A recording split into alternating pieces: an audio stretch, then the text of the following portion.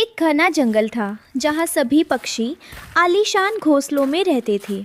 वही एक सूखा पेड़ था जिस पर अपनी 3 छोटी बेटियों के साथ रानो चिड़िया रहती थी। रानो बहुत गरीब थी। उसकी 3 बेटियां थीं, पिंकी, लाडो और सबसे छोटी गुड़िया। कई दिनों से उन्हें ढंग से खाना नहीं मिला था। भूख के मारे बच्चों का बुरा हाल था। रानो चिड़िया अपनी बेटियों के सूखे चेहरे देखकर अंदर ही अंदर टूट रही थी। माँ, पेट में बहुत चूहे कूद रहे हैं। कल भी सिर्फ पानी पीकर सोए थे। आज कुछ खाने को मिलेगा क्या?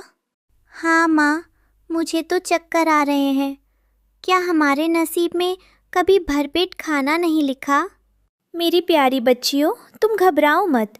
तुम्हारी माँ अभी जिंदा है। मैं आज जंगल के कोने कोने से दाना ढूंढ कर लाऊंगी। तुम लोग यही घोंसले में बैठो, बाहर मत जाना। माँ, जल्दी आना। रानो चिड़िया उड़कर दाने की तलाश में निकल जाती है। वह ज़मीन पर, पत्तों के नीचे हर जगह देखती है, लेकिन सूखे के कारण एक दाना भी नहीं मिलता। थक हार कर वह जंगल के अमीर पक्षियों के पास मदद मांगने जाती है। रानो सबसे पहले कालू कौवे के घर पहुंचती है, जिसके पास अनाज का बड़ा भंडार था। कालू भाई, भगवान के लिए मुझे थोड़ा सा अनाज उधार दे दो। मेरी 3 छोटी बेटियां कई दिनों से भूखी है। मैं आपका एहसान जिंदगी भर नहीं भूलूंगी। चल भाग यहाँ से।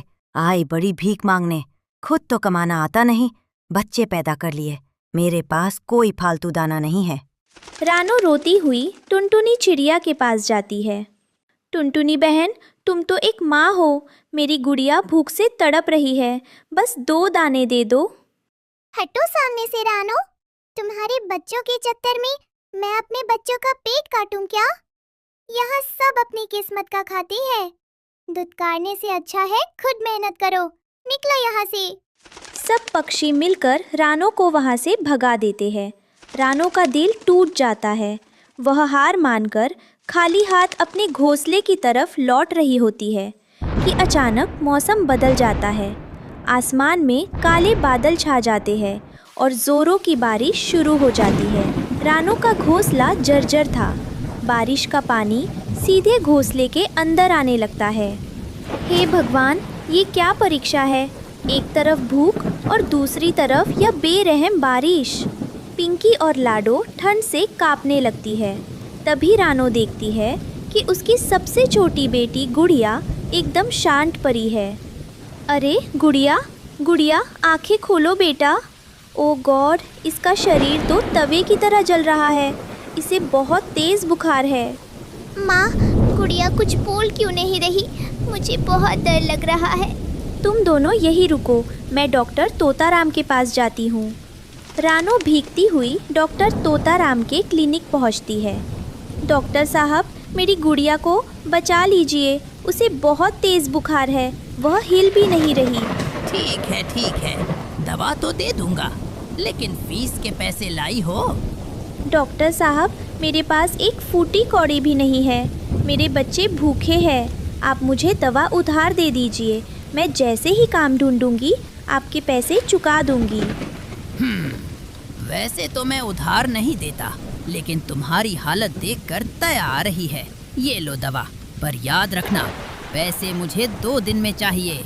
आपका बहुत बहुत धन्यवाद डॉक्टर साहब। रानो भागकर घोंसले में आती है और गुड़िया को दवा पिलाती है। दवा खाकर गुड़िया सो जाती है, लेकिन उसका पेट अब भी खाली था।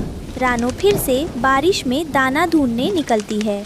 वह सोचती है कि अगर आज खाना नहीं मिला तो उसके बच्चे भूखे ही मर जाएंगे।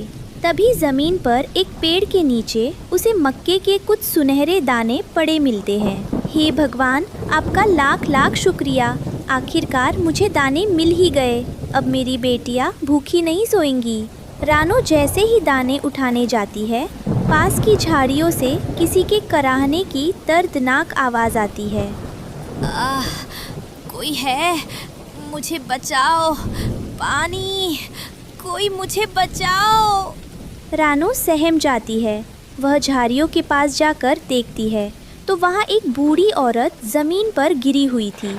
वह बारिश में पूरी भीग चुकी थी और दर्द से तड़प रही थी। ये तो कोई बूढ़ी अम्मा है, इन्हें बहुत चोट लगी है। अगर मैंने इनकी मदद नहीं की तो ये तड़प तड़प कर मर जाएंगी।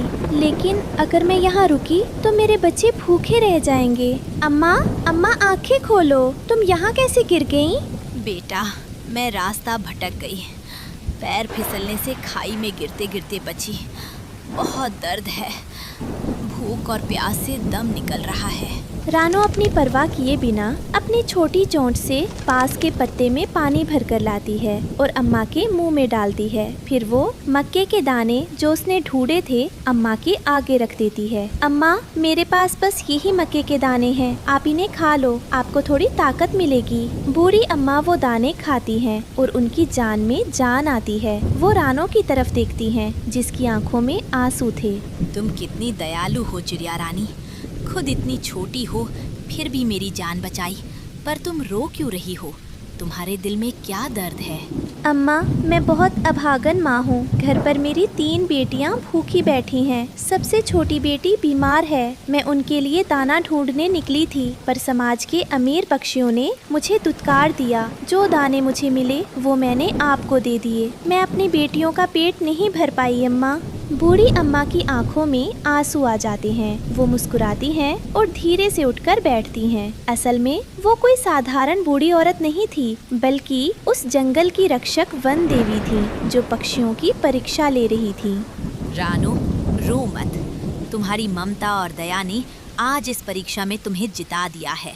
जहाँ बड़े बड़े पक्षी मतलबी हो गए, वहीं तुमने खुद भूखे रहकर मेरी जान बचाई। अरे आप तो... हाँ रानो, मैं तुम्हारी सच्चाई से बहुत प्रसन्न हूँ। अब से तुम्हें और तुम्हारे बच्चों को कभी भूख का सामना नहीं करना पड़ेगा। वन देवी अपनी जादुई लकड़ी घुमाती हैं। अचानक रानो के सूखे पेड़ की जगह एक बेहद खूबसूरत फलों से लदा हुआ और हर मौसम से सुरक्षित रहने वाला जादुई घर बन जाता है। उसके अंदर अनाज के ढेर लग जाते हैं। जाओ रानो, अपने बच्चों के पास जाओ, वे तुम्हारा इंतजार कर रहे हैं। रानो उड़कर अपने नए घर में पहुंचती है। वहाँ पिंकी, लाडो और गुड़िया मखमली बिस्तरों पर बैठी थी और उनके सामने स्वादिष्ट फल और दाने रखे थे। माँ, देखो कितना सारा खाना है। गुड़िया तो बुखार भी गायब हो गया। माँ, अब हम कभी भूखे नहीं सोएंगे ना?